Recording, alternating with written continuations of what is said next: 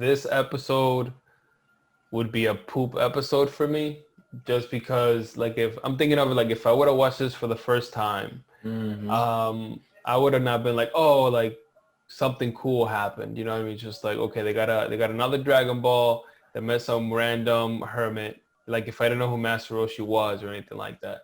So for me, I much preferred the last episode than this one. And the last one was kind of like in between, you know? So like I would say it's poop for this episode for sure. All right, what's up guys? So today we have just finished watching episode 3 of Dragon Ball, and we are going to discuss it and determine whether it was poop or gold. So, all right guys, what do you think? Actually, let me set a timer. Let me set a 5-minute timer here. So what do you guys think? First thoughts. That is the beginning of what is now known as perverted fan service. Butt shots. Did they show a butt shot? Oh yeah, they show Bulma's butt. Oh yeah, Huh? yeah. They show Bulma's butt. I didn't remember. That's just like the start of it, man. Was Dragon Ball the pioneer of fan service? I don't think so, but again, for something being in the 80s to let that slide completely, and that be not uncensored, but to let that whole gag be run on TV, I'm very surprised. Yeah, I mean, I don't think it ran here in the U.S. like that, but I'm pretty sure in DR it did. No, that ran in the U.S. I remember. So what do you think, Hans? Anything catch your attention on this episode? Other than it's the beginning of all the, I mean, it's basically the start of like some of the Dragon Ball temples that we're familiar with, like the Nimbus and Master Roshi. You know, this is like when we think Dragon Ball, those are probably one of the things that we remember the most. So it seems like this is right when we're, I mean, that in Krillin, right? Like that's when like everything really starts, and like so it's kind of weird because as a someone who's a fan of the franchise, who remembers, who has a foresight, it's kind of cool seeing how the showrunners, are like setting the groundwork to what it was gonna become. So like to me that it gives me perspective as like, who knew like 3 episodes in, like this perverted hermit was gonna be part of like one of the biggest franchises ever. The flying Nimbus kind of became obsolete after like you see it in Dragon Ball a bit. You don't even see that much Dragon Ball. You see it in Dragon Ball a lot. You don't see it all in Dragon Ball Z. You see it in Dragon Ball Z, but definitely getting towards like the Cell Saga, it's when it kind of like you don't really see it. During the Frieza Saga. Like, because remember, Goku didn't know how to fly when Raditz came. So I think it's like after Goku died and like Gohan wanted his little adventure, the flying Nimbus became obsolete because everybody just like, oh, we can fly now. No, but he comes back and you see him like flying around with like his kids, I think. I mean, he definitely doesn't use it for the purpose of getting around, really, like that. So this was a much slower pace episode. I mean, we saw a little bit of fighting at the beginning, but we Goku's definitely... ripped. Yeah, well, he just one punch man. Yeah, he did. No, Goku was ripped though. I was like, dang. Like you see like a really like big emphasis like on his muscles this time. A little bit. He's definitely still pouchy, which I like. I like that they still kept him like looking like a kid, for sure. But well, it was definitely not a filler episode, right, Hans? They found another Dragon Ball, so it was a little. The episode before this, the episode before that, it didn't have to exist. You could have just introduced the turtle at the beginning of this episode and just let the episode run. So I think the last episode almost didn't matter at all. So So wait, so are you saying that you won the argument that it was a filler episode and Anderson was wrong? Well, it depends. Because it's been brought to my knowledge that filler and fan service are completely different things now. So I must have been, I'm a boomer, I guess. Anderson was educating Hans on anime fan service and what that means. Here's a definition for you, Hans. These millennials. Yeah. These millennials and their animes and their 3D. Here you go. Here's your definition from Urban Dictionary. No, dude, we already discussed this right. second episode already. Not feel it. It's like we're not gonna waste time discussing an episode that doesn't matter. No. Anderson wants to share with you the definition of fan service. But what are we talking about again? Are we gonna talk about the episode that we just watched?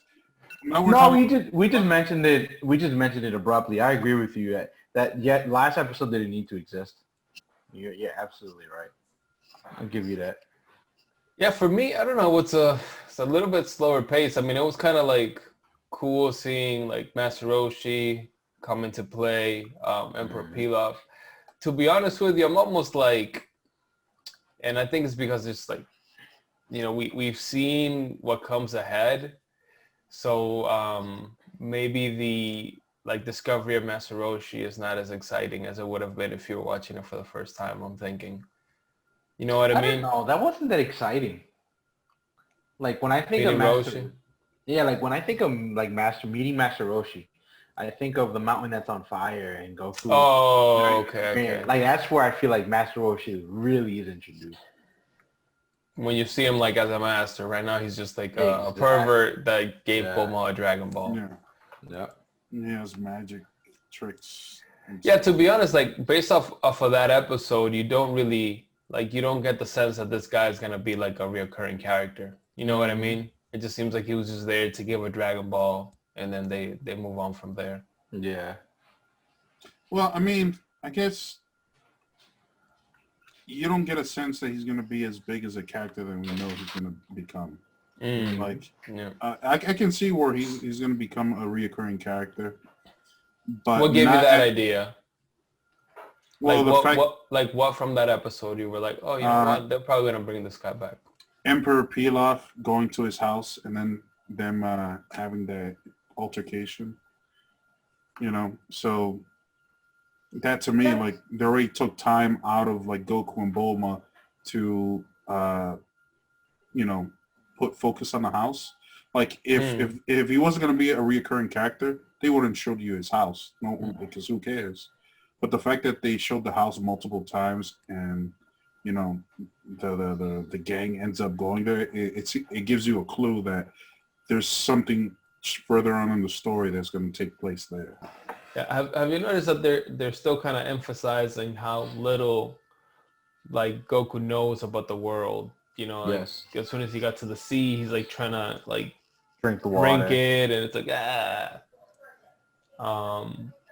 So I think they're still trying to build that up. I don't know if it's well, I guess they're building up the character as like this innocent, and now pure kid, pure, and I think that kind of carries through. You know, like Goku just like doesn't care about much except a few things, and like that's kind of like the essence of his character. Yeah, he's good with the basic necessities in life. Yeah. So I think someone made a comment like it was an off-colored comment about how I forget what's her name, Goku's wife, Chi-Chi basically forcibly married someone who was retarded. That she'd be put in jail. She'd be put in jail anywhere. Listen, again, Han, if Dragon Ball came out now, or like even a couple years back, Me Too would have shut this down. Yeah. Oh, I'm sorry. The term is mentally challenged. Mentally challenged. Cognitive challenge. Cognitive. You know, I gotta say, like Goku and Chi-Chi's wedding was like one of the most anticlimactic. I don't even remember it. Marriages that you see, it just kind of like a one-off, like, oh, now we're married, and then I think they fly off in the Nimbus too, if I remember right. Yeah. So yeah, what do you guys think? What do you looking at this episode? Is it poop or is it gold? It's poop. You say it's gold, Andre? No, How about it's you, poop. Hans? It's Huh? poop. You say it's poop? Yeah. Poop episode? No, I don't think it's poop. How about you, Hans? It's I would say it's 14 carats, like the last episode. 14 carats. Now, did you like this episode more than last, or did you like? It's weird. Probably the same. Probably the same.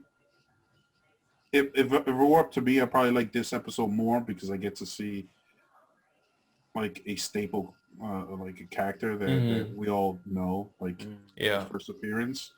But just like if I didn't know any better, if I didn't have, like if you hit me over the head and I had amnesia, like this episode and the previous episode were probably in the same level of watchability. Like I think it's still interesting that I want to keep watching it. You know.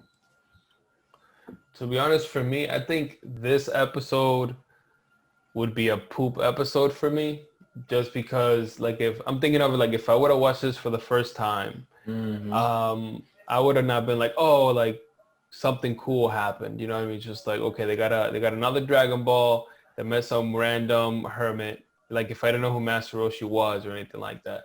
So for me, I much preferred the last episode than this one. And the last one was kind of like in between, you know? So like I would say it's poop for this episode for sure. In watchability wise. The last episode was way more exciting. Well, it had more fighting in it too. Yeah, it did. So you got to see a little bit more of that. Okay. So poop and light gold for Hans. Fake gold. Fake gold. Fake gold. The gold that you put 25 cents into a little machine. Dang. Wait. The chocolate gold? Like you get like a chocolate coin? Yeah. No, the one that turns into neck green. Oh, it's a stale chocolate gold bar. Dang. All right, guys. So it's a consensus. This episode was poop. So we got 2 more to go, and we'll make a judgment on whether Dragon Ball Z, based on 5 episodes, it's an anime that we would continue watching. All right. Well, my friends, I'll catch you on the next one. Peace.